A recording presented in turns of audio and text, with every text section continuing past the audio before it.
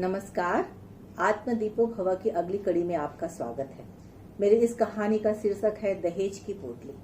लतिका बनारस की एक व्यवसायी की पुत्री है। ग्रेजुएट करके कंप्यूटर में कोर्स कर रही है। माता पिता अपनी इकलौती पुत्री के लिए अच्छा घर वर तलाश कर रहे हैं। लतिका बहुमुखी प्रतिभा की धनी लड़की है। सुंदर, बेबाक, स्वच्छंद पर दिल की बड़ी स्वच्छ और पवित्र। सुबह के 8 बजने वाले हैं। माँ ने आवाज देते हुए कहा, लतिका उठो, कब का सवेरा हो गया, जल्दी तैयार हो जाओ। आज शाम को लड़के वाले तुम्हें देखने आ रहे हैं। कुछ गड़बड़ नहीं करना। मैं रसोई की व्यवस्था देख रही हूँ। तुम्हें ही घर की साज सज्जा देखनी है और पूरा घर सुव्यवस्थित करना है। अलसाते हुए लतिका उठी और सोचने लगी, लगता है पिताजी ने फिर दहेज की पोटली दिखाकर रिश्ता बनाने का प्रयास किया है। मेरे लिए जीवन साथी ढूंढने की कोशिश की है। आज इस आफत से कैसे निपटा जाए। अपने आत्मसम्मान की रक्षा तो उसे करनी ही थी, साथ ही समाज में इस कुप्रथा के खिलाफ आवाज उठाना भी तो लड़कियों का ही काम है। सोचते सोचते उठकर बैठी और चाय पीने लगी। अभी तक 4 लड़के वालों को तो वो भगा चुकी है, अब ये 5वें की बारी है। विचार करते हुए तैयार होने के लिए चली गई। माँ रसोई में अच्छे अच्छे व्यंजन बनाने में जुट गई। व्यवसायी पिता भी पूजा पाठ करके मेहमानों की खातिर नवाजी का जायजा लेने लगे। उन दिनों यही चलन था। लड़के वाले लड़की वालों के घर रिश्ता मांगने और लड़की से मिलने आया करते थे। इसके पहले दोनों पक्ष बातचीत के द्वारा सब कुछ तय कर लिया करते थे। बात फाइनल हो जाता था, लेन देन आदि सभी कुछ। अब तो आप समझ ही गए होंगे लतिका ने पहले 4 लड़कों को क्यों भगाया होगा।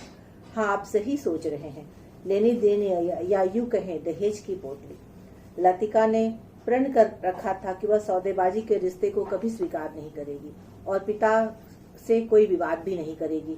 रुपये पैसे की नींव पर जन्म जन्मांतर का रिश्ता नहीं बनाया जा सकता।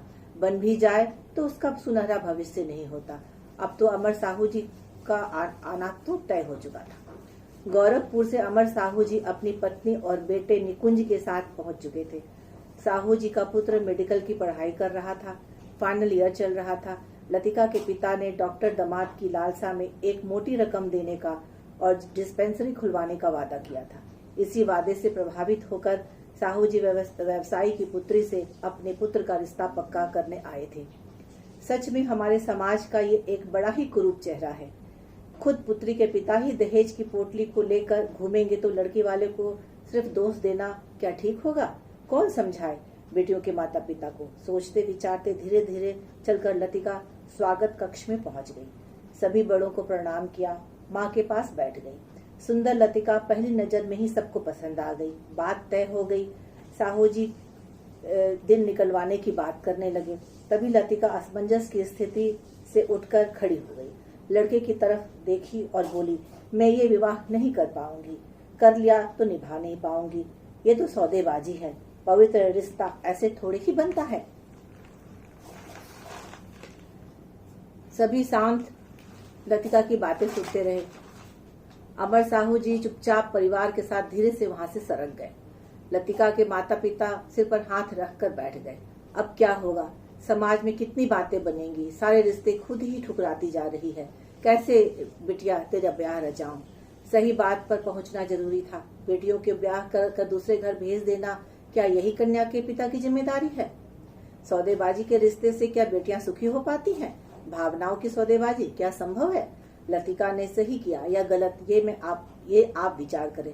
लेकिन लतिका जैसी लड़कियों के विरोध से ही हमारे समाज में इतना बड़ा बदलाव आ पाया है, इतनी बड़ी क्रांति आ पाई है। आज हम अपने बेटियों को बेटों की तरह पालने लगे हैं, योग्य बनाने लगे हैं, आत्मनिर्भर बनाने लगे हैं।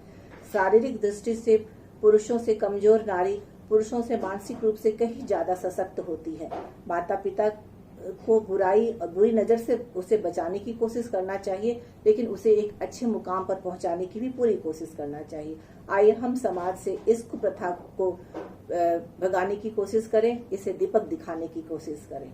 आत्मदीपो भव। सभी बेटियां सुरक्षित हों, सभी बेटियों का भविष्य सुरक्षित हो। आत्मदीपो भव।